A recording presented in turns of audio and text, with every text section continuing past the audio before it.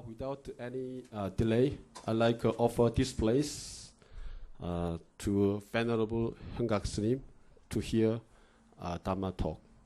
Hyungak Srim, please. Yes, thank you. So, welcome everyone to Buddhist television today. I hear you've just coming off of 2 days of temple stay program in the mountains. It's a long way from Morningside Heights. In fact, I was just having dinner in Morningside Heights about 3 weeks ago, because my brother lives up in that area and very familiar with the area, and was at Union Theological Seminary with some friends having dinner and attending an event just about 3 weeks ago. So maybe we passed each other on the street or in the subway at 116th Street. Who knows? I want to welcome all of you to this meeting. And I thought it's interesting. I just came back from Tibet yesterday, so I'm a little still adjusting to life back down here on terra firma, where there's actually moisture and clouds and noisy cars. But thought I'd share just a few experiences about my background and according to Mr. Hall, kind of the issue of how I came to go from basically the situation that a lot of you are in to this situation where I'm practicing here in the mountains of Korea.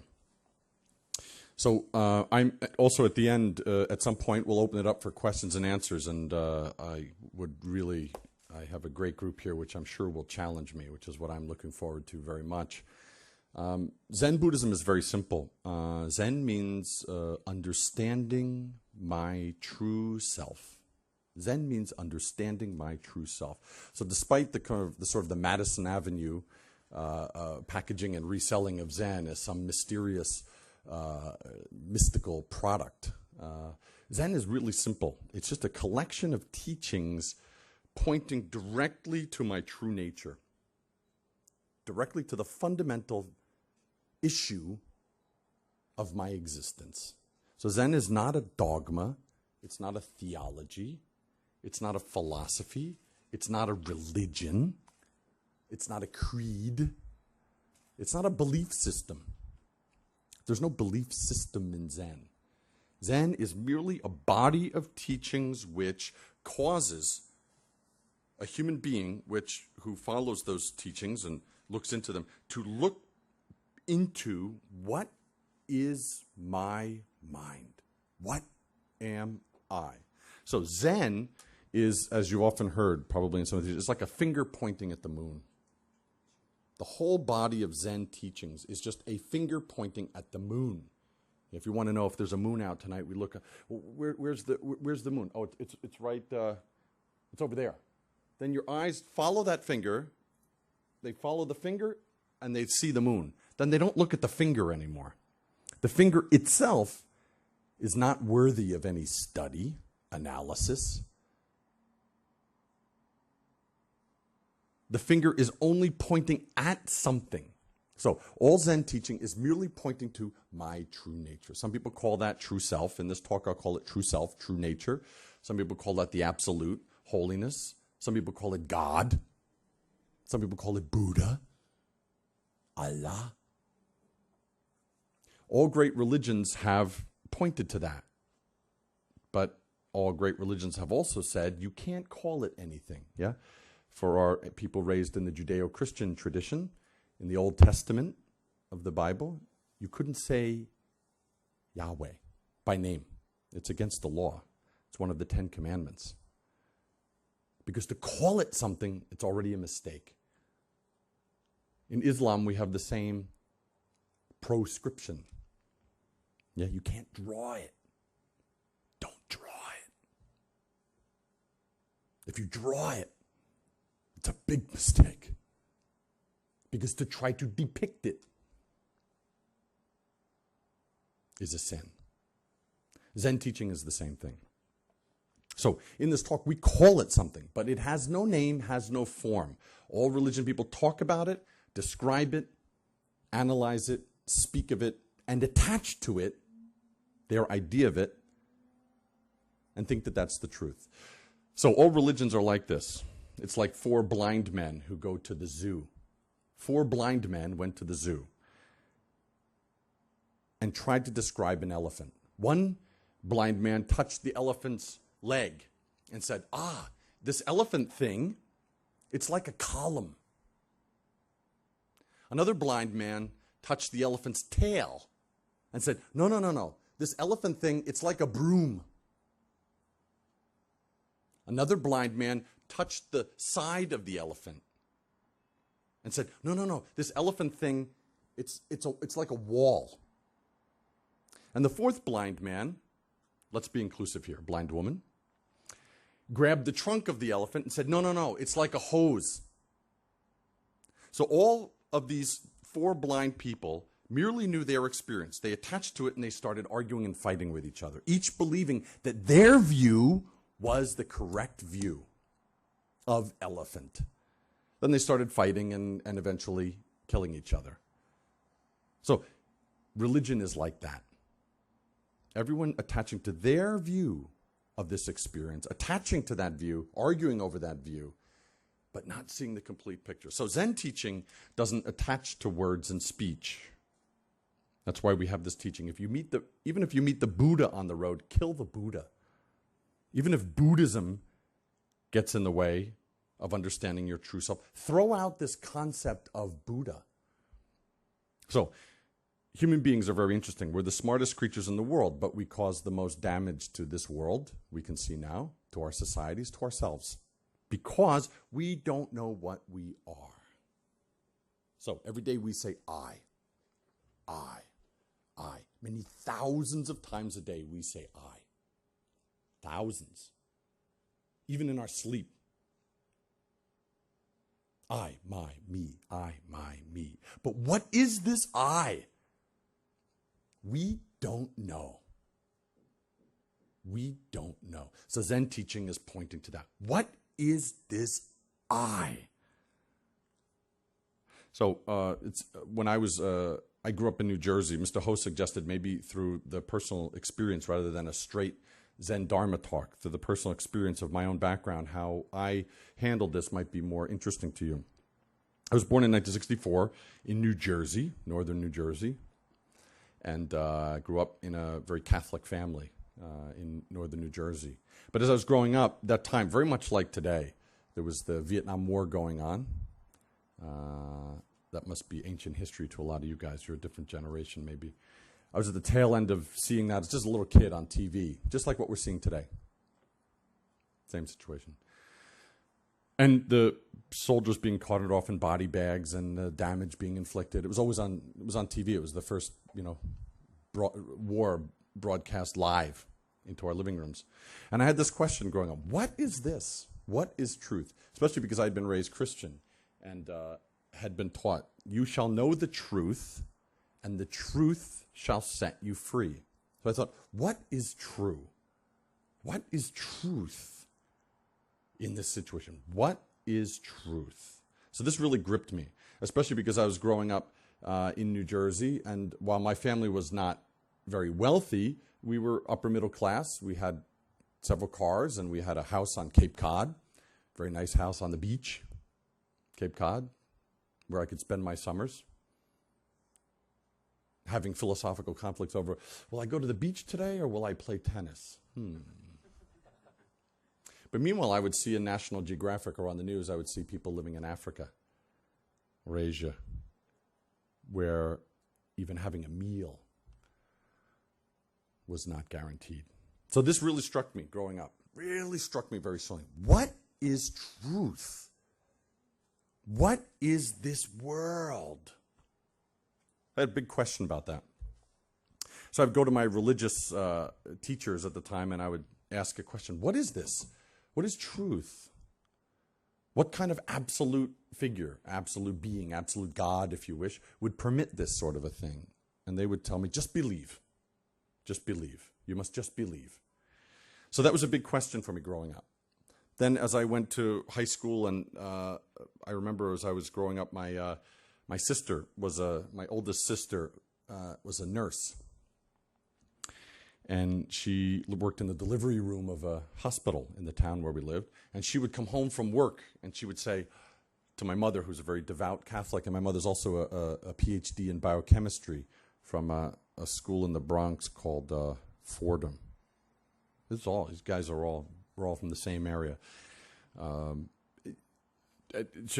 my mother is a very devout Catholic, but also a scientist. So my sister would come home and say, "Mom, a baby was born in the hospital today. And was born, instead of arms, was born with flippers like a fish."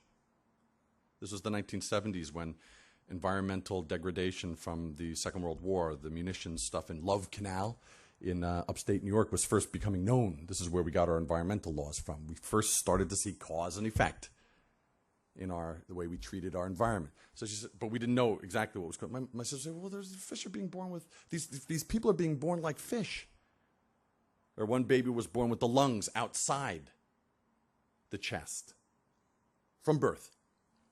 So my sister would come home from work and ask my mother these questions. "How is this possible, Mom? What kind of God or what kind of absolute being would permit this?" And I remember looking, in the room, and this really struck me very deeply. What is this world? How is this possible? How is that possible? So growing up, and then eventually in college, I went to a small college in Connecticut, New Haven, Connecticut. And at that time, especially the AIDS crisis started to really unfold in America in the 80s, mid-80s. And then there was this question also, either from people's lifestyle orientation or from their class, their social situation in America. Many poor people were getting it. Many inner city people were getting AIDS through relationships. And then there were babies being born with AIDS. And it really hit me. Well, maybe their parents, through lifestyle choices or whatever, and we can't judge that, but maybe there is something that we can see a cause and effect there. But why the baby? Why is a baby born to a mother who has AIDS? Why does this baby do to get this? It's just born, and I'd like to use a word here, but it's not printable. It's for life. So that really hit me existentially. What is this world? That's their one shot in this life. And from the minute they're born, this is like this. So these questions all came together. That time I was studying philosophy, really literary theory at Yale, but philosophy. And I was really engaged in this question. What is the matter of life and death? Especially that time when I was at Yale, New Haven was the 7th poorest city in America. And I would go to study philosophy every day. And we ate well, we had a great situation. And we were living in this city where there were kids who didn't have socks. Where you would walk past the houses of some of the places in the sort of the slum areas of New Haven. There were no windows in some of the houses in winter. And here we were going to study philosophy in these lecture halls, not unlike Columbia, which are heated 24 hours a day in winter. And there are people living right next door who don't have heat. So what is justice? What is truth? What is this world? So I had this very intense question. So even while I was having a great time and partying and doing everything, and I'd come down to New York a couple times, all our Ivy League buddies, we'd get together in New York on the weekends, sometimes in the 80s and early 90s and parties. But still, there was always this question, what is this? What is this world? What is truth? What is justice? What does it mean to be a human being? So at the time, I was believing a lot of what my religion that I inherited from my parents was teaching me, but at the same time, something inside was not satisfied with that answer. So I, at that time, was really inspired by the teachings of German philosophy. I was really, really, really into Nietzsche and Hegel and especially Schopenhauer. Schopenhauer was, for me, and still is, a great, great, great, extraordinarily shocking teacher, as all great teachers are. And so I was really interested in Schopenhauer and answering this question through Schopenhauer's works. And I remember when I was reading Schopenhauer, he was very interesting. He was a very brutal kind of philosopher. very offensive to many people, but honest in that way. He was just pounding every philosophical system in the world. He'd bring it up for some sort of view, and he would immediately take it apart and show its weak points and how it was totally ignorant in some way or weak, maybe in the German sense of things.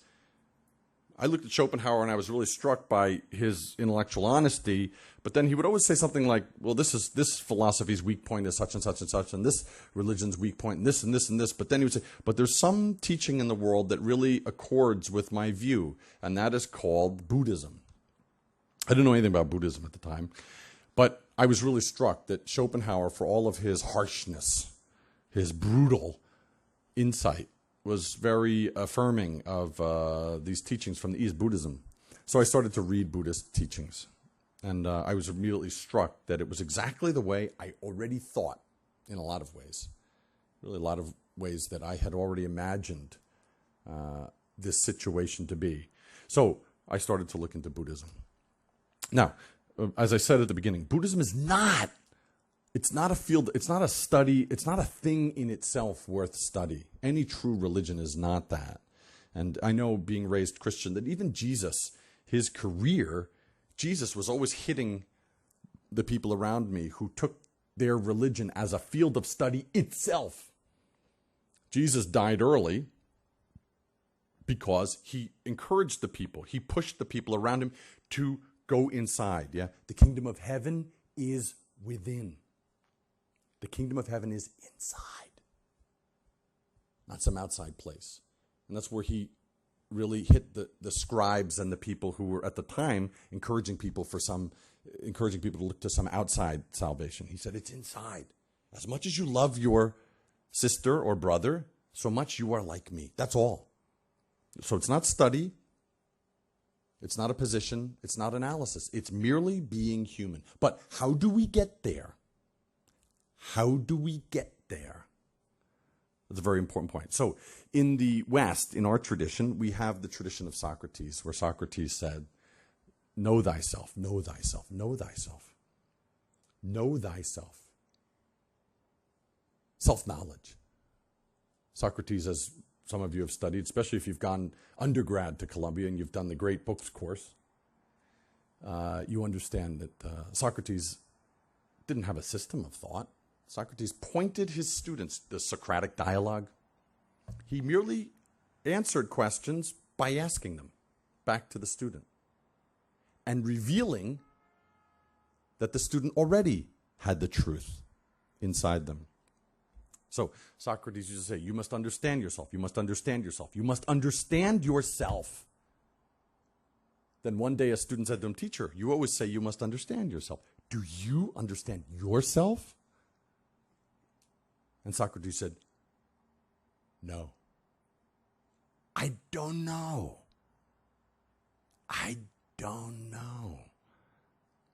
But I know this not knowing. I understand this not knowing. I am aware of this not knowing. That's that statement is the beginning of Western philosophy. I don't know.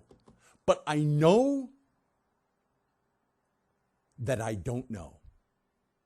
I know this not knowing. So in our life, every day, we're taught to know something, know something, know something, know something, know something.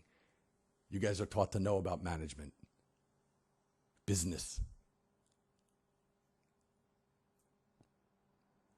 running things.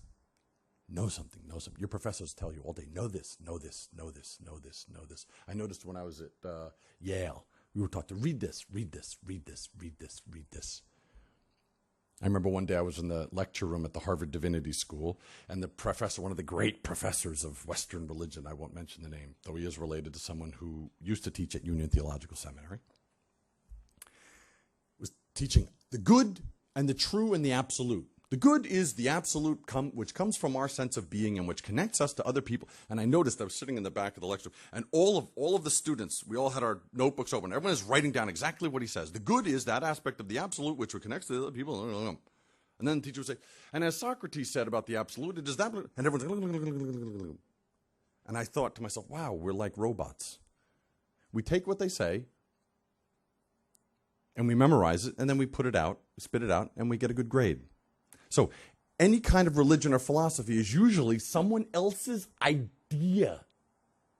Someone else's idea. But what is my true idea? What is my true idea? That's not taught much in school. So when I was after I graduated from the divinity school, I had the opportunity to meet this, actually it was before I graduated, but after I took a year off actually. So I had a time to meet this great Zen master, this Korean Zen master. I went to him and it was the first meeting. And I had this dialogue with him where I said, I understand this. I understand. I want to take Western philosophy and Eastern religion. I want to put them together, and I think we can make a new paradigm with some sort of like the teachings of Western philosophy plus a little bit of Christian, Judeo-Christian thing. And I think Eastern philosophy, around and around and around. And he sat there looking at me like a frog, waiting for the fly. And I went on and on and on and on and on. And then he, out of nowhere, he shouted, "Who are you?" And this really struck me. I said, my name is Paul. He said, that's your body's name. Your mama gave you that name. Before you had that name, who are you? I don't care. That's your body's name. Who are you? And I said, I don't know. And he said, study that. You don't know you. Study that. So, studying that, that's Zen. That is Zen Buddhism. So, anything after thinking, that's someone else's idea. Socrates' idea, Descartes' idea, Schopenhauer's idea, Buddha's idea, Jesus' idea, your professor's idea. When all of you were children, your parents taught you the sky is blue. But the sky never said, I am blue. Ever since your parents taught you the sky is blue, you've been going through this life saying, sky is blue, sky is blue, sky is blue, sky is blue. But the sky never said, yo, human being, I'm blue. So human beings make some idea, attach to that idea, and call that true knowledge. But who made that idea? Who thinks that idea? Who? Zen teaching points to that. So when you are thinking, your mind and my mind are different. Yeah, Christian thinking, Buddhist thinking, male thinking, female thinking, Korean thinking, American thinking, British thinking, French thinking, Indian thinking. When you are thinking, your mind and my mind are different. When you cut off all thinking, your mind and my mind are the same. That's because you're cutting off all thinking means before thinking. That place before thinking arises. Before thinking. Your before thinking mind is your substance. My before thinking mind is my substance. Your substance, my substance, this hand substance, this table, sky, cloud, stars, moon, earth, sound. It's all the same substance. So I have a question for you. You're all students. And don't believe anything I said just because I said it. If you keep a don't know mind before thinking, your mind, this hand, and this sound, are they the same or different?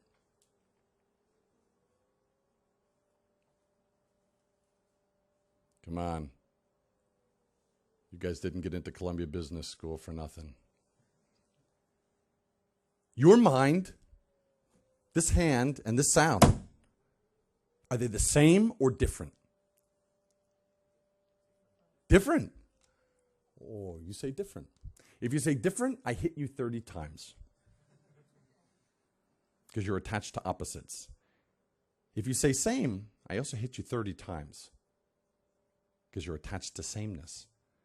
If you don't say anything, I hit you 60 times. What can you do?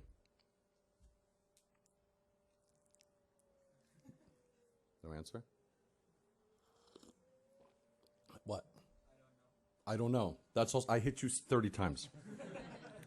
If you open your mouth to call it something, it's a mistake. Your professors didn't teach you this, so you don't have an answer. That's a human being. Very interesting, very simple. This hand, this sound, and your mind. Same or different?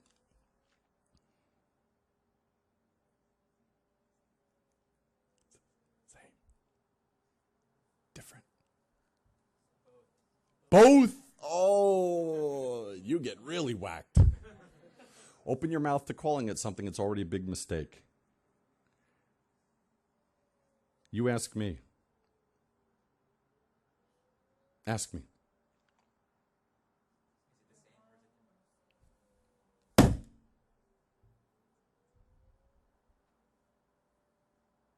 Understand?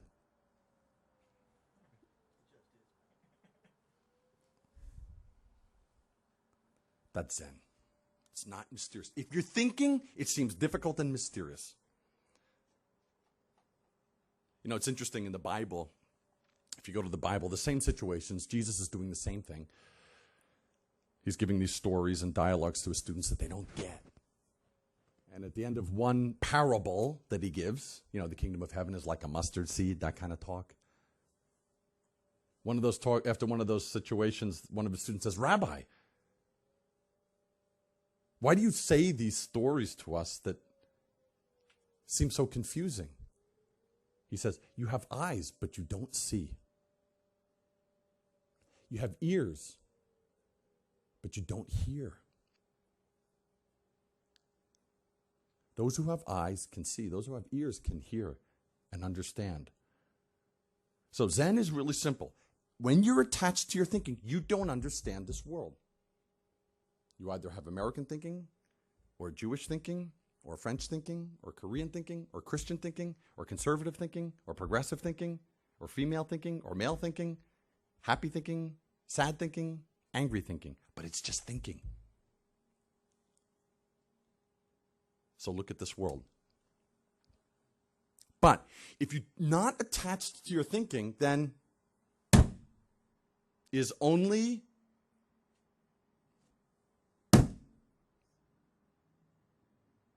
it's very, very simple. So when we live in this world, yes, we have to understand things. We have to think. You have to provide for your family. You have to plan. You have to study. You have to work as a human being. But if you're attached to that thinking, you can't see this world as it really is. It's just your idea of the world, your thinking idea of the world.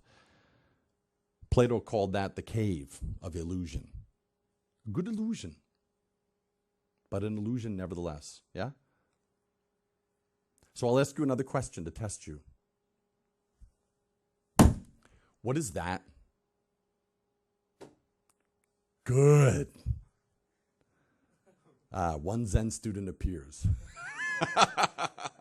Very clear. Is only very simple. Very simple. Very simple. Moment to moment to moment. Just like this is the truth. So does anyone have any questions? No problem. Now it's open mouth time. Yes. I just wanted to know why a Buddhist television network, and if it's something that's all over Asia, or is this one of the first ones? I don't know. I mean, I actually grew up watching Oral Roberts, you know, but it has an Oral Roberts feel to me. Yeah. This is just electricity, images, transmission. So Buddhism can also be transmitted as a basic teaching, just like we look at BBC or CNN or YouTube to get information. And that information can open people's minds or can close their minds further if they're attached to it. So the interesting thing is it's not used to control or manipulate people. It's not, if you learn Korean and you see what is happening on TV, on this station, it's teaching that's given out to even, there are many Christian people who watch it, who just learn from it how to look inside their own mind. Just look inside their own mind. So Buddhism is not attached to anything, also not attached to technology. So just using this technology to present a message, maybe a message of looking inside. And if you look at the history of Buddhist teachings, the fact that in 2,500 years of Buddhist teachings, there's never been a war, there has never ever been a war in the name of Buddhism, and not a single person has ever been killed in the name of Buddhism, then you can say that perhaps the message that comes out of a Buddhist television might be a little bit interesting, a little bit useful for the world. It's a non-conflict teaching. So using a television station is not itself good or bad. It's how you use it. It's like a knife. The knife itself never kills people. It's how you use it that either kills or gives life. Okay? Is this the first one? First what? Network like this. I mean, is it patterned after maybe one in... Oh, there's Buddhist networks in Taiwan are huge. In China, in Hong Kong actually, in Japan, in Thailand. There's many, many Buddhist networks, even in America. Yeah.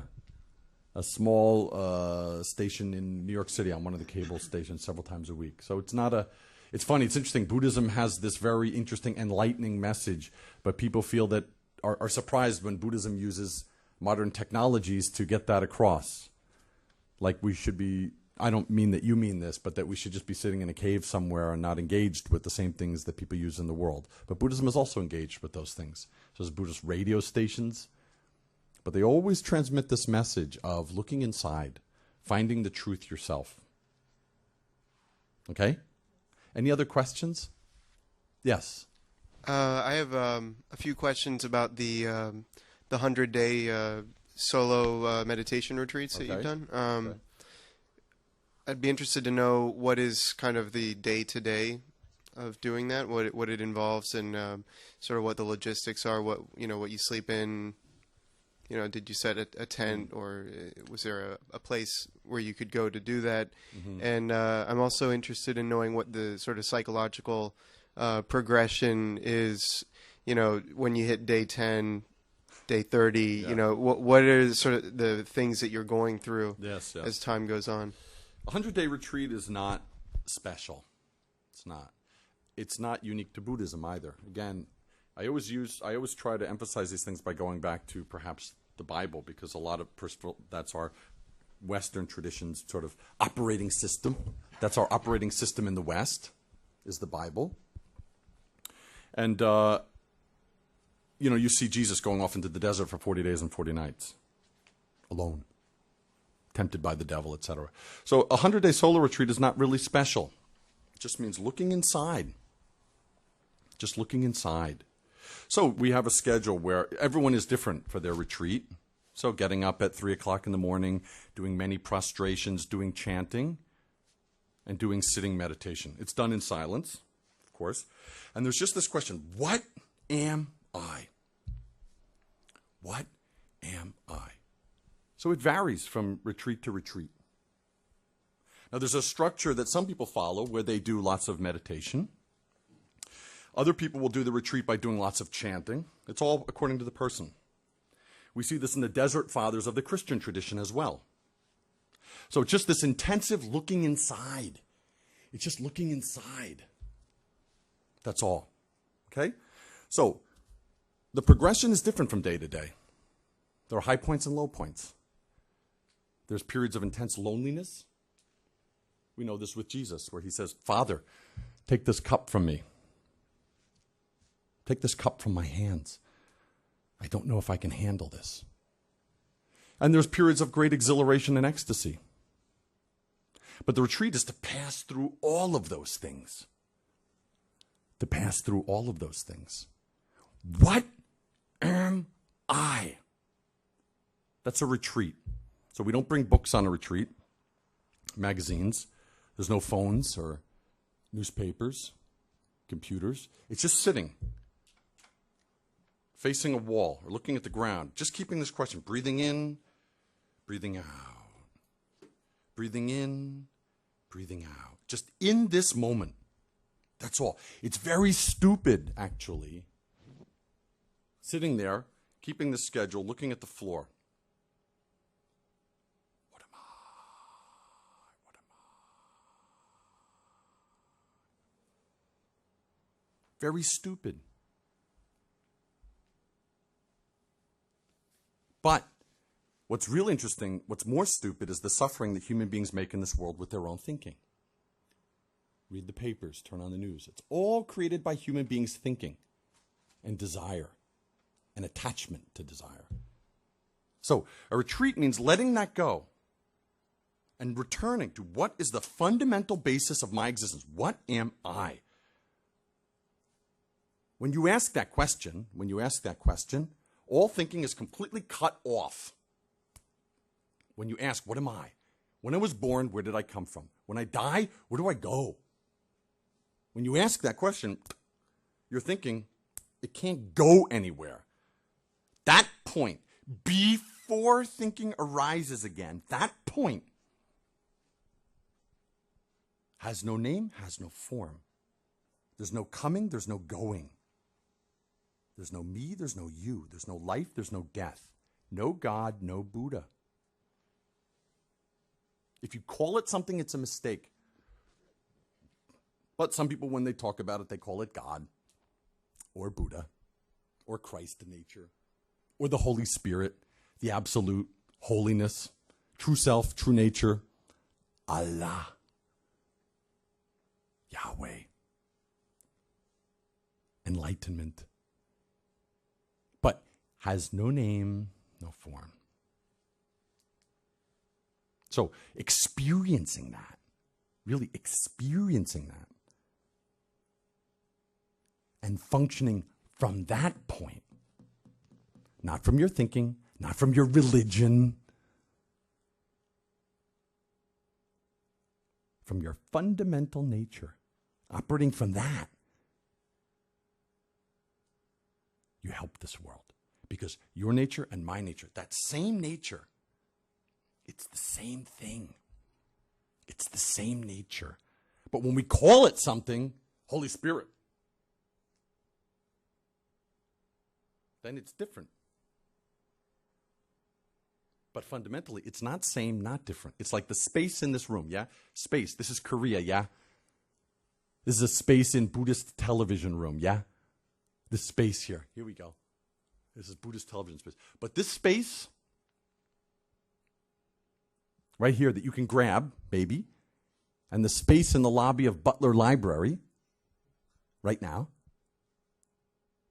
you say, this is Buddhist television, that's Butler Library. But it's the same. The space is the same. The space, this space and that space, it's the same nature. But human beings are attached to name and form and deluded by name and form, so they don't see it's fundamentally the same. Same with me, same with you. So a retreat is just a way of, for some period, letting go of the normal things that we have to do with life, setting up a structure, and then being able to have time to look into that, to have experience of that, to have taste of that, and then functioning from that point. So, how can I prove that your space and my space, that your nature and my nature, and his nature and his nature, and her nature and her nature, how do I prove that's the same? How do we prove it's the same? Buddhism is very scientific. So I can prove that your nature and my nature is the same. I can prove it right now, scientifically.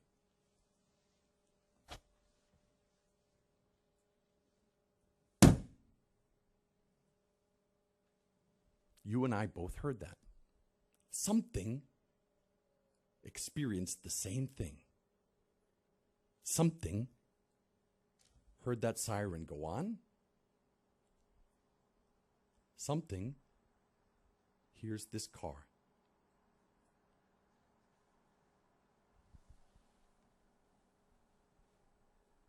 Something.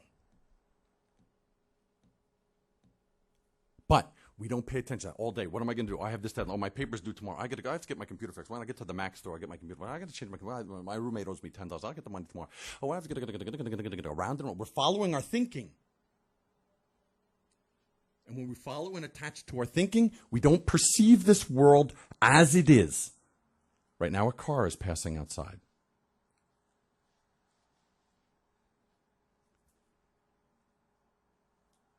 So usually, 98% of the time, we function from our thinking. When our thinking is mistaken, we cause injury to people. But when you function from your nature, when you see, just see. When you hear, just hear. When you smell, just smell. When you taste, just taste. In this moment.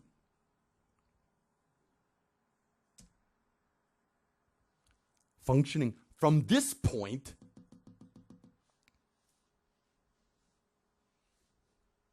then your life is very clear. Then your action is clear. Then your life is clear. And this world is clear. But when you're functioning from your thinking, good thinking, bad thinking, Buddhist thinking, Christian thinking, Democratic thinking, Republican thinking, then your thinking cannot really help this world. It's a very interesting story I often tell. A lot of you guys, since you folks study in the city, you'll be able to understand that, connect with this a little bit. My teacher is this great, very well-known Zen master in the West, as well as here in Korea especially. And in the 1970s, when he started teaching in America, he sometimes Korean monks would come to America for the first time, and he would always have them tour around Manhattan or LA or whatever, just to get a sense of what is America, give them a little sightseeing tour as a first-time visitor. So one day, one of these Korean monks was coming. And one of my monastic brothers, he's an American monk, he's dead now, but he was born and raised in Hawaii, American guy. But his mother was Korean, his father's Chinese. So he's Asian features, Asian ethnic background, but born and raised in America, just like anyone, he's an American guy. But he cut his hair and became a monk, wearing this clothing. And when this Korean monk came to America one day, our teacher said, to this monk, his name was Mudungsanim, the American guy, said, Mudungsanim, tomorrow there's a Korean monk coming. He's never been to America. Take him around Manhattan. Show him New York City so he understands a little bit what is America. So Mudungsanim said, okay. So they still have it now in Manhattan, the Circle Line Tour. It's the boat that goes around Manhattan. We always look at it and we make jokes at it. And so they got on the Circle Line Tour with all the other tourists on the top deck. They have their heads shaved, and they have this very interesting clothing on. Because they're both these Asian guys standing on the top deck of this boat as it goes past the Statue of Liberty. At that time, the World Trade Center was still there. It was the 1970s. The buildings of Manhattan. And the top deck is full of tourists.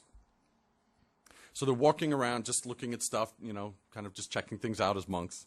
And they notice at the back end of the boat, there's this film crew. A guy with a kind of one of these cameras on his shoulder, a news camera on his shoulder, and another guy with a suit and tie and a microphone, interviewing other tourists on the boat, kind of having a laugh with them. So finally, the film crew gets a little closer and comes up to Mudungsanim and this Korean monk. And he kind of smiles. The interviewer guy kind of smiles as he gets close to Mudungsanim, like, we got a sucker here.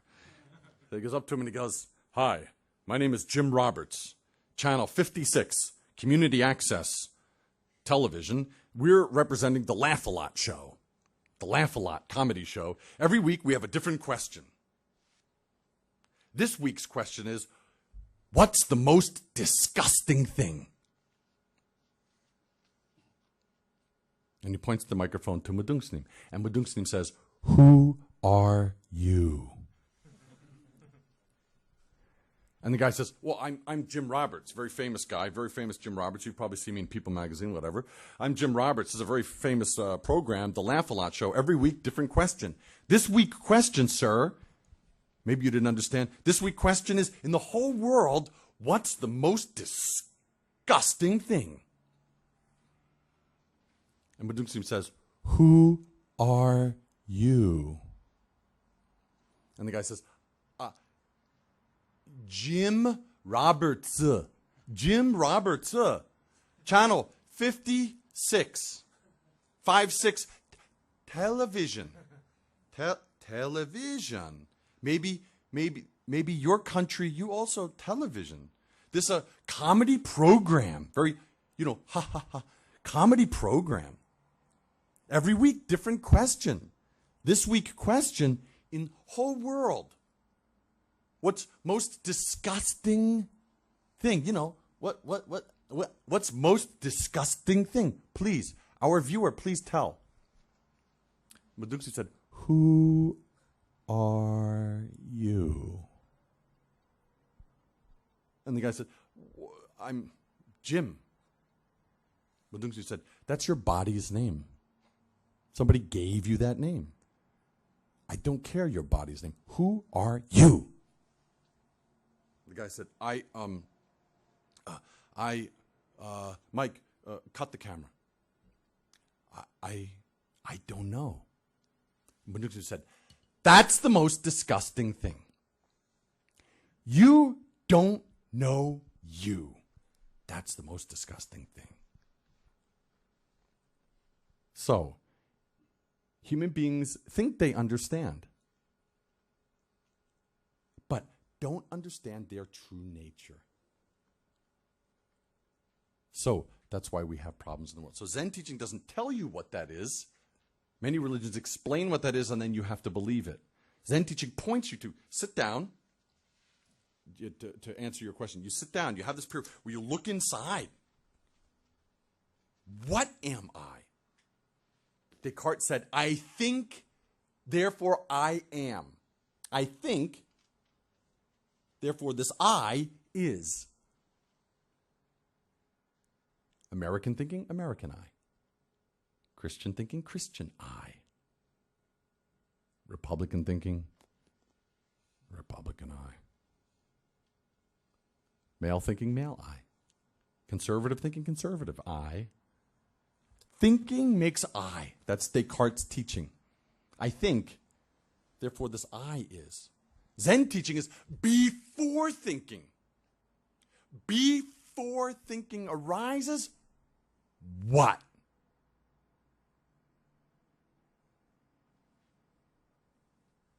Okay? So that's Zen teaching. Okay? So we can experience that in our everyday life, but some people, to get a very deep taste of it, will do a retreat. And as we saw in the Christian tradition, it's same. It's not special. Any other questions? Yes. Please use microphone. Yeah. Is this thing? Yep, there we go. Two quick questions. One of them is, especially when you start, it feels like when you study something, you're thinking about it. How do you think about not thinking? And the second question is, who are you? Good. So, the answer to the first question and the answer to the second question is the same answer. Do you understand that?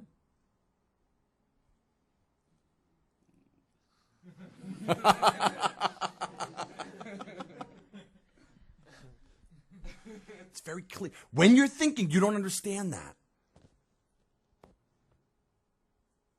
You talk about thinking about not thinking. That's like trying to clean up blood with blood. But in this moment,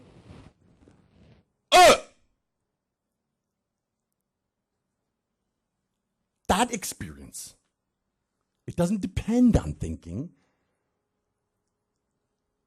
It doesn't depend on Buddhism. It doesn't depend on Christianity or education or political views or sophistication. In that moment, male, female, Christian, Buddhist, progressive, conservative, male, female, poor, rich, is only experienced as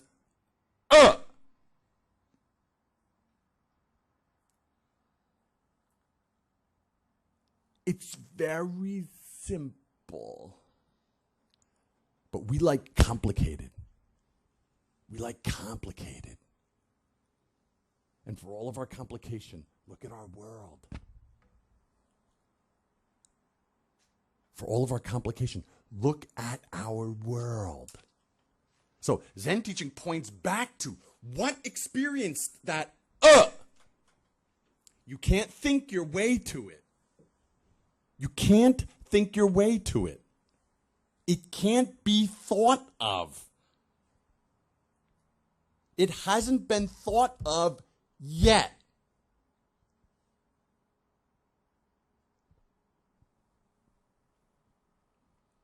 But all the great religious teachers, Jesus, Buddha, Socrates, pointed to before thinking. Yeah, Jesus said, if you want to enter the kingdom of heaven, in Jesus' worldview, the highest level of enlightenment, if you want to enter the kingdom of heaven, become as a child again.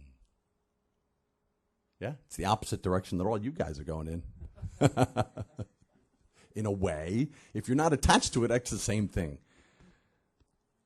So, a child experiences as very simple. Moment to moment to moment. When you see, just see. When you hear, just hear. When you smell, just smell. Ah, incense. When you taste, just taste. When you feel, just feel. Everything as it is already complete. Everything as it is already complete.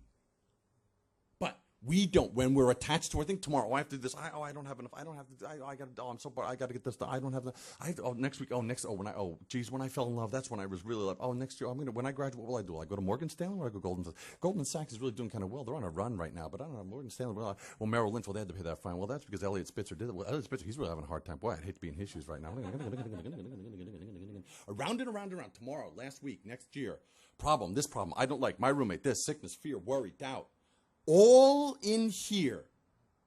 Meanwhile, this world is happening. The sights, the sounds, the smells, the wind on your face, and you don't experience that. Instead, in your head, attached to thinking, you make tomorrow, next week, next year, when I get done, if I have enough, not enough, more than enough. I shouldn't. People in Africa don't. I have more than them. What do I? So thinking. A great Zen master said, if you depend on thinking, you have no safe harbor. If you depend on thinking, you have no safe harbor. If you use thinking, no problem. If you have insight, who is thinking? What is thinking? What is this thinking thing? If you have insight into that, then any kind of thinking is no problem. But if you don't have insight into that, then this thinking can kill you and make problems for this world. I think we as Americans have, in the last 4 or 5 years, especially become aware of that. Even a good idea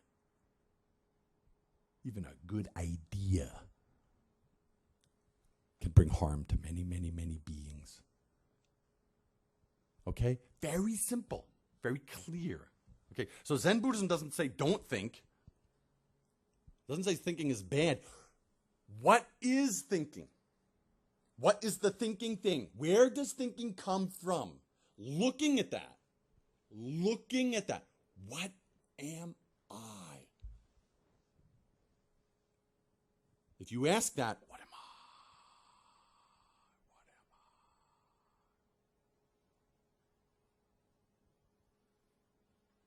There's nothing there. If you really ask that question inside, what am I?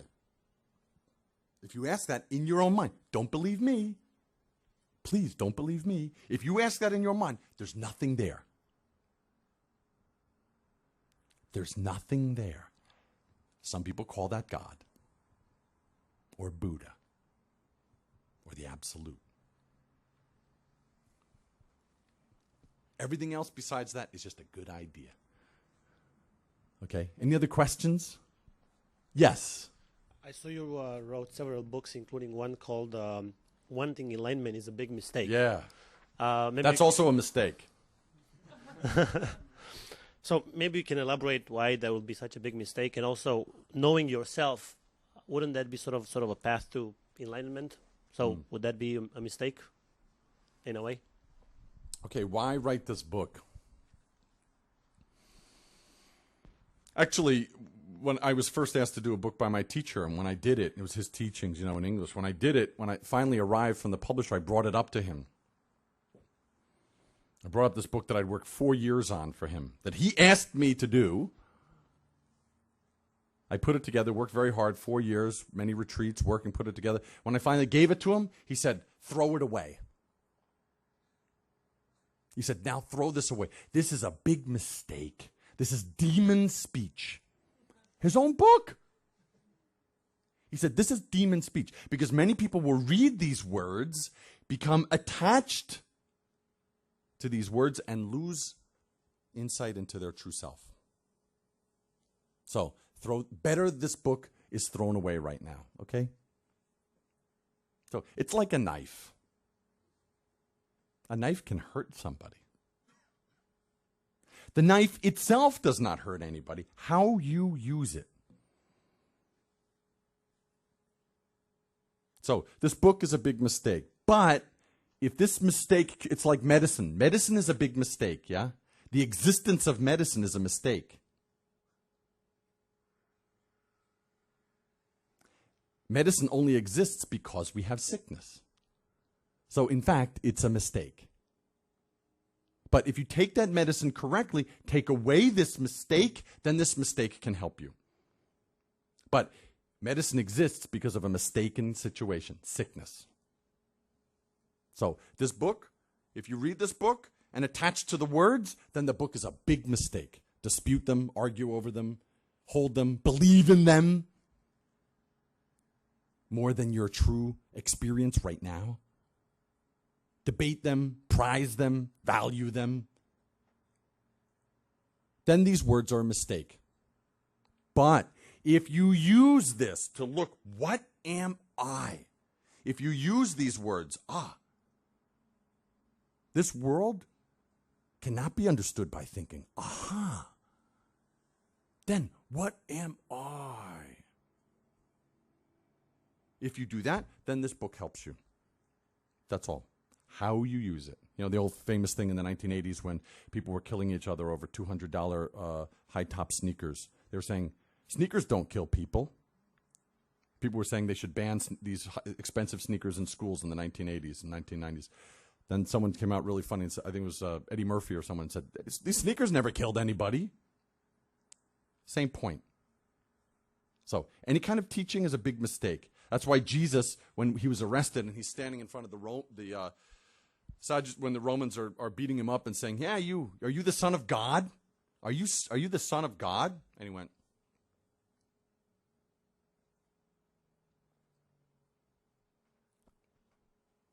even saying it, it's a mistake. So he didn't open his mouth. That answer that he gave is number one high-class answer. It's not avoiding the question. If you say, yes, I am the Son of God, that's a mistake. And if you say, no, I'm not the Son of God, that's also a mistake. So,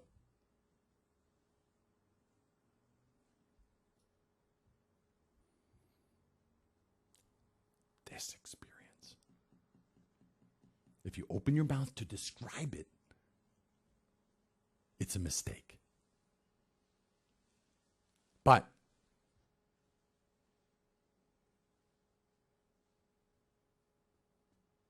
if you just experience it, that's very interesting. So Zen teaching is pointing to that. Not your idea of it.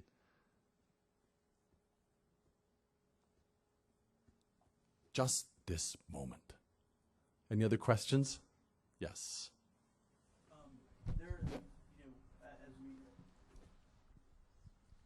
As we learn, Zen Buddhism is a tool for introspection, for understanding something before thought. Why, it seems to be that the construction of temples and the golden Buddha, gilded Buddha, would only cloud the ability to. Mistake. Yeah. Yeah. It's all a mistake. Big mistake. Churches, big mistake. Priests, mistake. Monks, mistake. But human beings don't realize their true nature. Human beings don't look at their true nature. Human beings don't look at their true nature. And we make worse mistakes. We invade countries. We pollute our fields and rivers. We destroy our characters with words and speech and writings. So that's a worse mistake. We make suffering out of our own thinking and desire. If you look at this world, most suffering comes from people attaching to their thinking and desire, yeah? I was just in Tibet until yesterday. That's a perfect example of it. A people made to be the servile underclass in their own homeland because someone else wants that. Yeah? That situation didn't happen from the sky. Some group decided what you have is ours, not yours.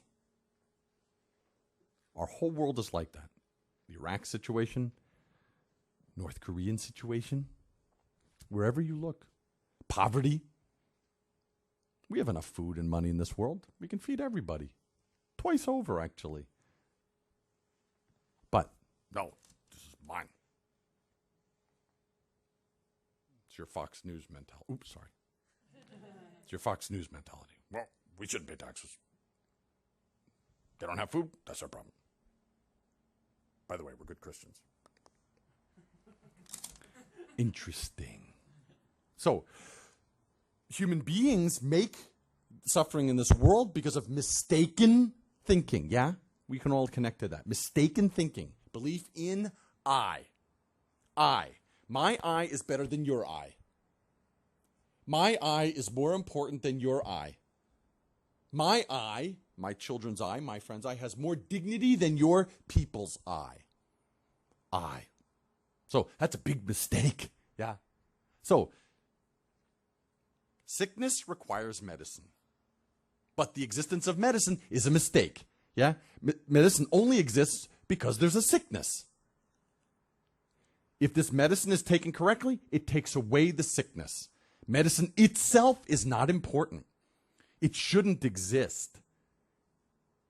It only exists because of this mistake. Every temple, every Buddha, every teaching, every church, every priest, every Bible, every rabbi, every synagogue, every religious tradition is just like that. Big mistake. Huge mistake.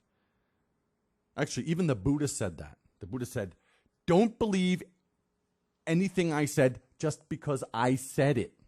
Don't believe what I said. The Buddha said before that, don't believe what I said.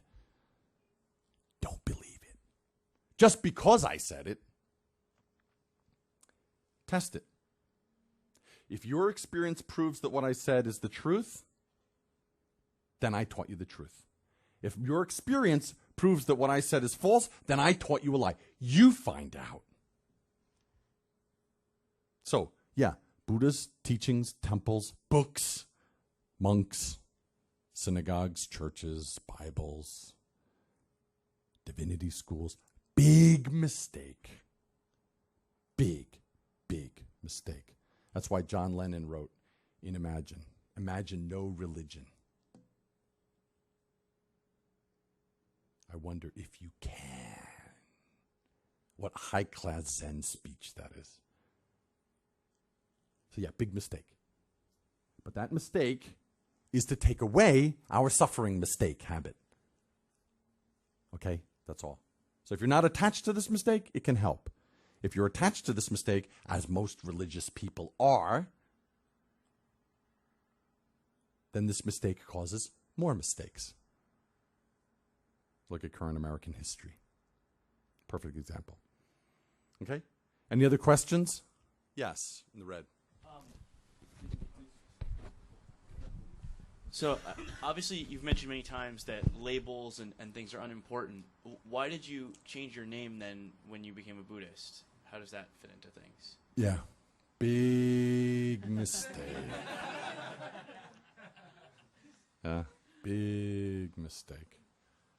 It's just a name. It's like, this is coffee. Coffee. But when you come to Korea and you say, can I have a coffee? What? Coffee. I want a coffee.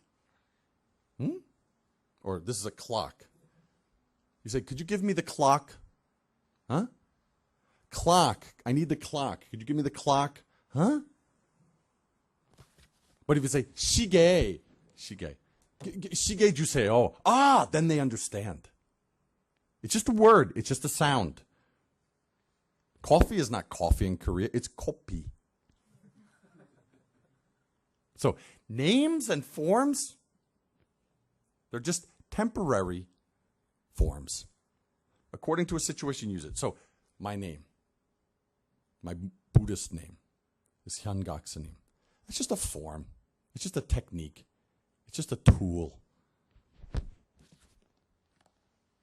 It's arbitrary. It has no reality. But if I was Fred, if you came to we're going to have a talk today from Fred, the Zen monk.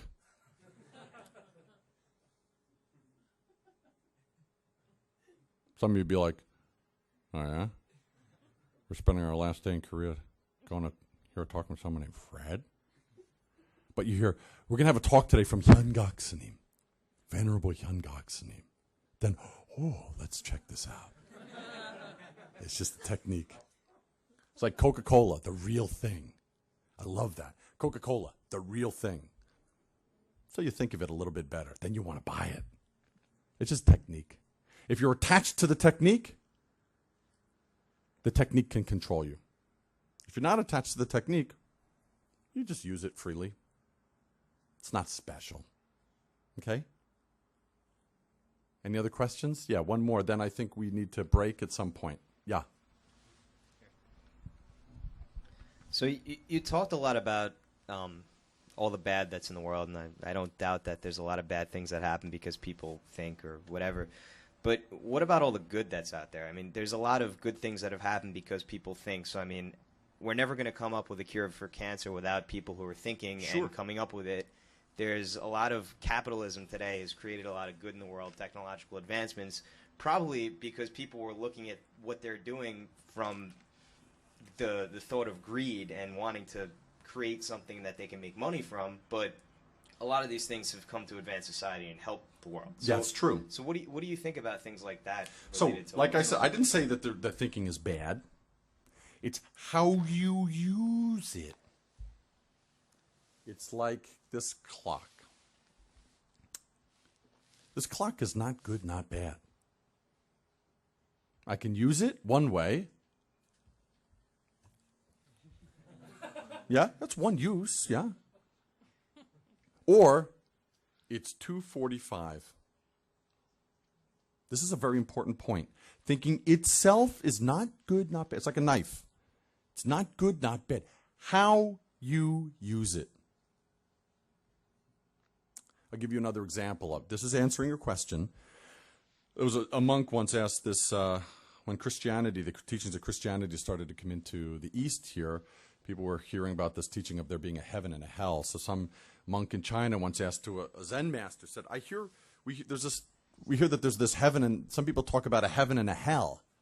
Is there such thing as heaven and hell?" To the Zen master, and the Zen master said, "Yes, of course."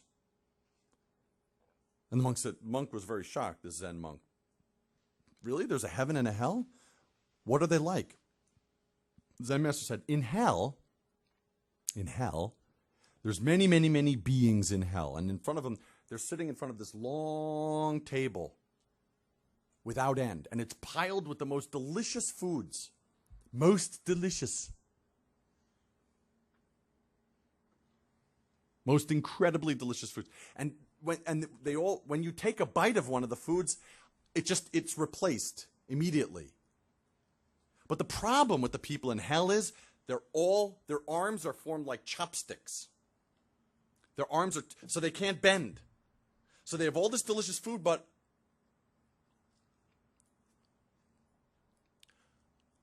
they can't eat it. That's hell. Very interesting, yeah? Then the monk said, wow, that sounds horrible. And he said, yeah. Then the young monk said, then what's this heaven place like? And the Zen said, heaven's very interesting. Heaven is like a long table, endlessly long table, filled with all sorts of food. Most delicious food in the world. When you eat one of these pieces of food, ding, another one appears in its place, just like in hell. Most delicious food. Only problem with the people in heaven is there's all this delicious food. They're all sitting on either side of the table. But the problem is their arms are formed like chopsticks. So they can't bend their arm. They can't bend their arms. But they feed each other.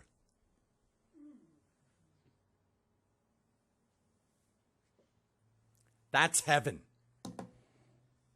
So do you see my point? Thinking itself is not good, not bad. There's no judgment against thinking here. How you use it. So as you said, used well can help many, many, many people. Used well.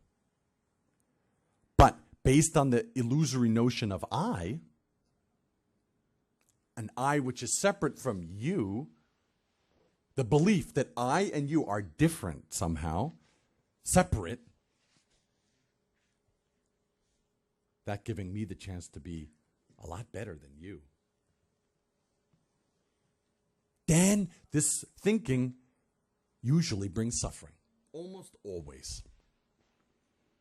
That's why my parents can't understand why we do such good things in the world, our country. We're always helping people. Why don't people like us nowadays? Because the thinking, my parents' generation, not just my parents' generation, like that. But if this thinking is not attached to its I, if it's only wishing to help people, only, then it does amazing things. It's just like that. Very simple. Okay? So thinking is not good, not bad. But without self-knowledge, and this is Socratic, it's not even Buddhist, but Buddhism is exactly this teaching anyway. If it's not attached to itself, if it's based on self-knowledge, then this thinking helps many people. If it's not based on self-knowledge, self-awareness, it's just thinking, the animal of thinking, unrestrained thinking, then even the best thinking can bring down this whole world. Okay? Okay. So, everyone, I understand you're on a tight schedule today. One more question. Sure, anything. Yeah. So it's interesting, just to give, while we're waiting for another question, just a couple years ago, you know, these Buddhas, the Bamiyan Buddhas in Afghanistan, these huge, colossal Buddhas carved into the mountainside. When the Taliban blew them up, remember? You're all aware of that. What was the retribution from the Buddhist community? Who was killed as a result of that? Who was beheaded, imprisoned, blown up, shot, beaten, sued, or vilified because of that? Where was the counterstroke? You didn't see any. There never has been in Buddhist history. Even one time. Don't believe me. Google it. Go ahead. Google it. Find out a war in the history of Buddhism that was done in the Buddha's name. Find one. And I'll give you this building. Because it does operate out of this fundamental. It does operate out of this fundament that for the right hand to strike the left hand, it's still the same body. It operates out of that fundament that your nature and my nature, it is the same nature. We don't just talk the talk. If I can give a little advertisement here. This is ad time. We're in commercial time now. It doesn't just talk the talk. Historical proof shows it walks the walk. Because that awareness, that fundamental awareness is incontrovertible, whatever you believe. And history has proven it. Very interesting. Very interesting. But don't believe me, Google it.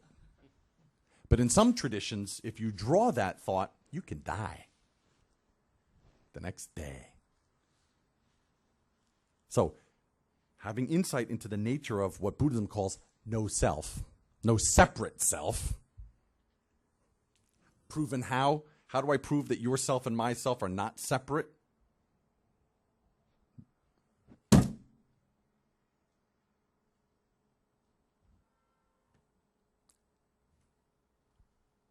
Without any preparation, we both experience the same thing. That's the same nature.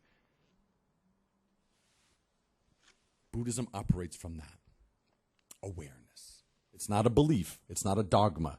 It's an awareness. It's an experience. And it comes most directly through meditation. It can't be taught by a book or by me. Okay? One more question. Yes. Oh, this is a double for you. Yeah. Second question's very expensive. You're a business student. You understand. If anyone else has one, then go. Yeah. Okay. Have you experienced, like, how has your family handled your changing, like, you're going from devout Catholic to that to Buddhist monk, and also, especially in the beginning, have you felt uncomfortable, like, when you started out being an American and just basically very different? I've never felt different. Never felt different. I felt more the same. Yeah, outward circumstances, but everyone's like that. Nothing special, nothing any more than you might as a Jewish student or whatever would be from a Catholic student or an Islamic student or a painter from a musician. Technicalities, circumstances were different, but nothing really different. So in the beginning, my family certainly had an adjustment to go through a little bit there. High expectation, son, Ivy League education, going to the mountains, cutting his hair, doing 90-day retreats where there's no phone calls, no mail, no TV, waking up at 3 in the morning. But that's like anything. No pain, no gain, I guess. But after practicing, deeper relationship than ever before. Deeper and closer relationship than ever before. Because before, the relationship was based on thinking. How much am I earning enough? Do I have enough good job? Am I fulfilling what they expect me to do this? My brother's like this. Well, I got to get like this. Well, this will expect my value system is like this. Now it's outside that. It's just based on our connection, which isn't based on thinking. It's not Buddhist or Christian. There's no difference between us in any way whatsoever. We're close. I'm closer to them than I ever was, and probably closer than I could ever be, because it's just the same. When they're happy, I'm happy. When they're sad, I'm sad. Same. It's just like this.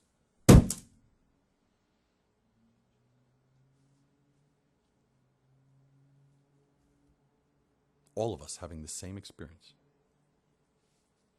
Really. It's not theory. You can actually experience it. You're experiencing it. It's so stupid. But what's even more stupid is the Iraq War, which was created by thinking. And human beings not aware of where their thinking comes from, just using their thinking. Like children with M16s and knives, okay? So it's just the awareness of one's nature and then functioning from that nature moment to moment to help all beings. That's all, okay? So any more questions? Any more questions? Mr. Ho said we can go a little late today. Yeah. Sure. Hold it, wait for the... Well, maybe so they can hear it. So my question is, where does the thinking come? Where does thinking come from? From your open mouth.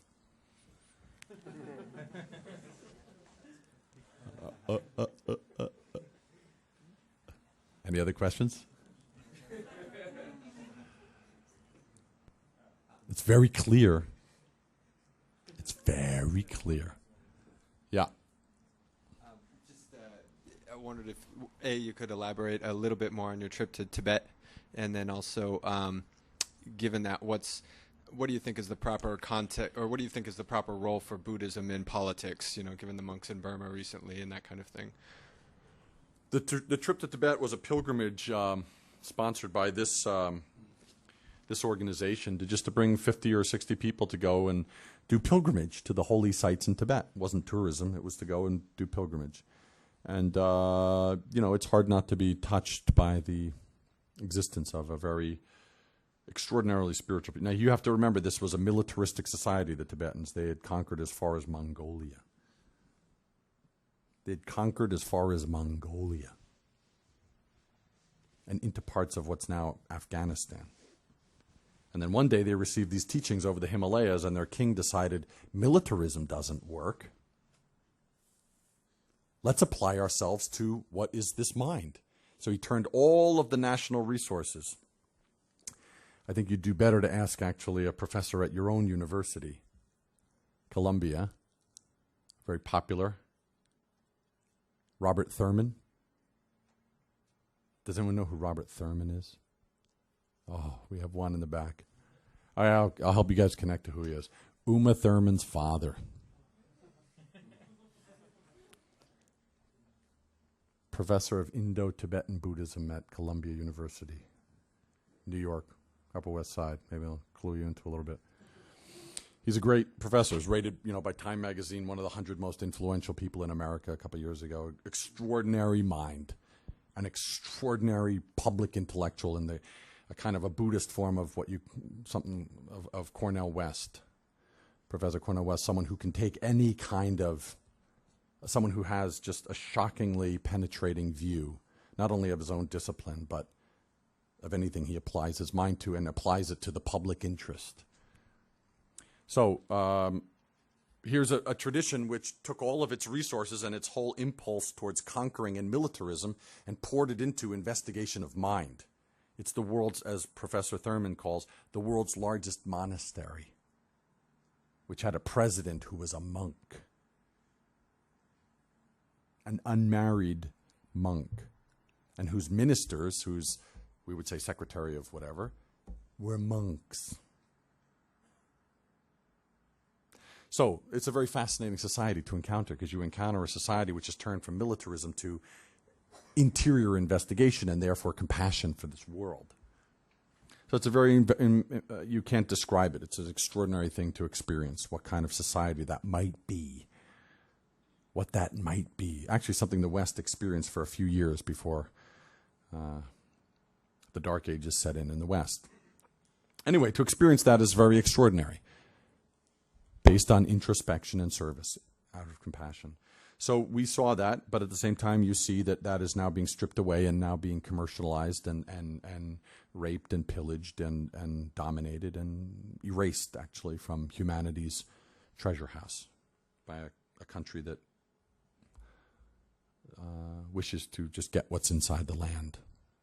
So it's a very sad situation. In fact, I found myself coming back to Seoul yesterday, very, very sad in that way, very sad. So it's an extraordinary experience, one you couldn't put into words very easily. Also, while we were there, there's this uprising now happening among Tibetan peoples in India, in Nepal, and in Tibet, the monks. So to answer your question, it was an extraordinary experience to see that. And now we see, how is it connected to, well, the politics right now is that the Tibetan people want their own homeland back.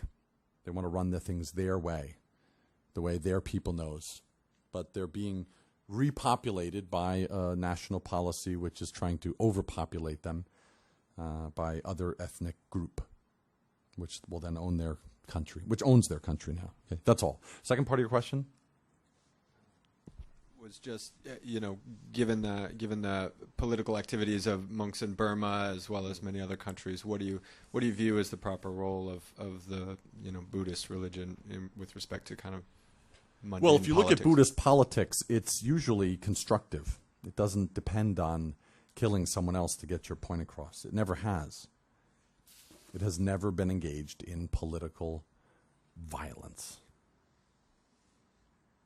Has never been engaged in political violence.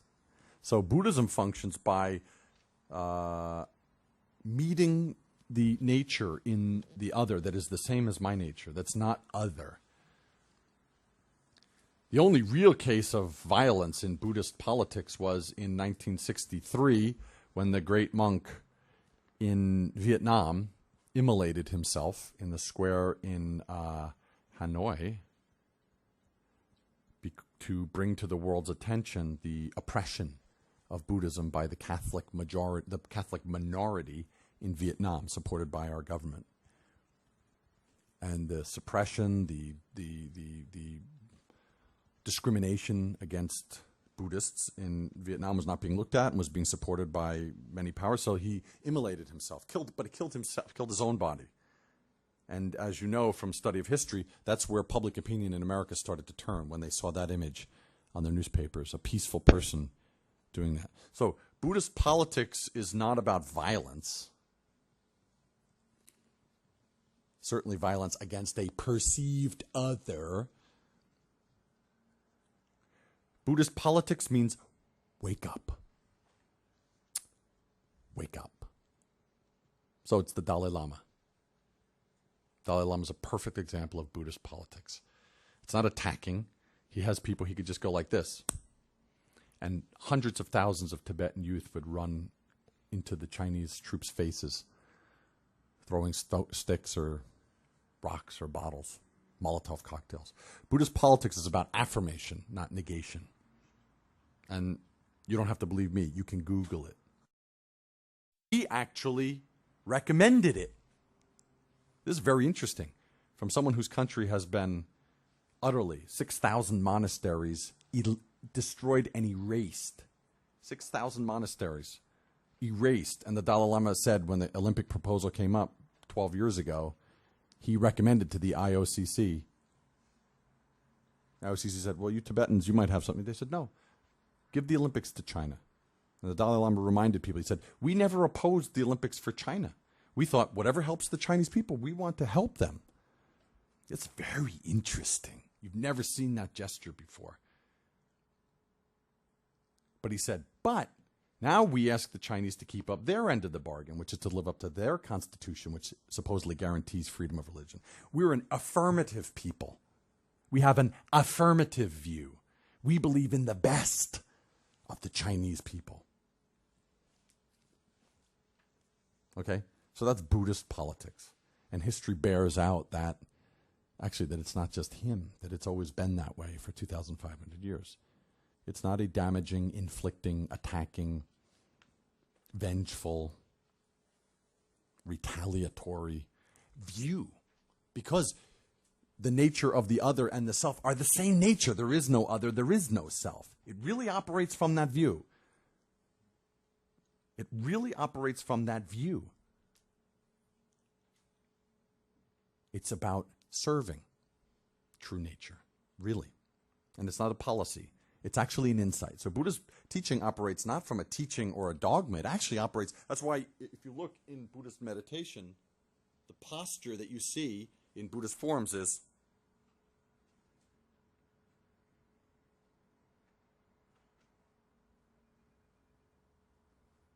interesting.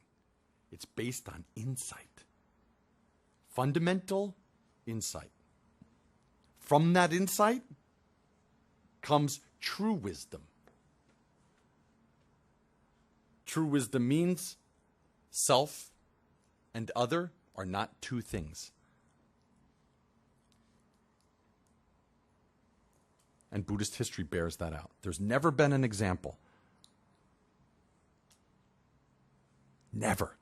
That should be page 1. That should even be higher than the Elliot Spitzer story, I think. Maybe. Yeah, definitely. In the New York Times. Okay? So Buddhist politics operates from that point of view. It operates from fundamental awareness. Actually, Plato proposed the same thing. Plato's, although I'm not going to get into the conservative aspects of it, but it's based on self-knowledge. Okay? Yeah. Okay, so we have to go. Before you all go, I wanted to give you as a gift a mistake. This is something that a collection of my teachers' teachings that I did that was published in the United States a couple years ago, 2 years ago, by Shambhala Publications in New York City, in Boston and London. So as you're leaving, you can pick up a copy on your way out. Can you give the book to Professor here? Oh, yes. Where's the professor? Oh, professor came. Oh.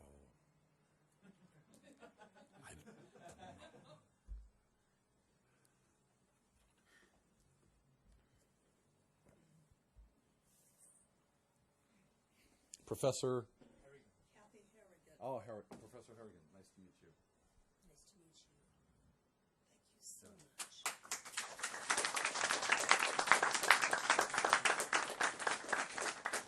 When you're done, throw it away.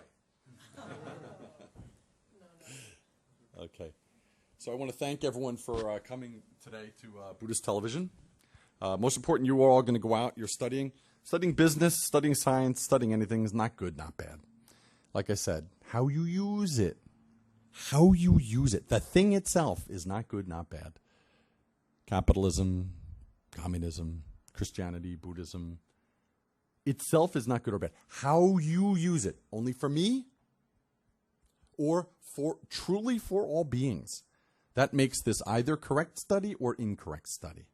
Religion is the same. Studying religion, only my religion is correct. Then even this religion can harm more people than it helps. So, as you study, just keep your direction clear. For all beings, for this suffering world. There's great profit in that view. Then, any kind of business is good business. Because it helps myself by helping this world. So I want to encourage you all in your study to always keep that view. It's not a Buddhist view. It's not a Christian view. It's the way the world is. So thank you everyone for coming to this talk today, and I hope to maybe bump into you sometime at corner 116th Street and Broadway. Maybe the West End or something like that. See you again.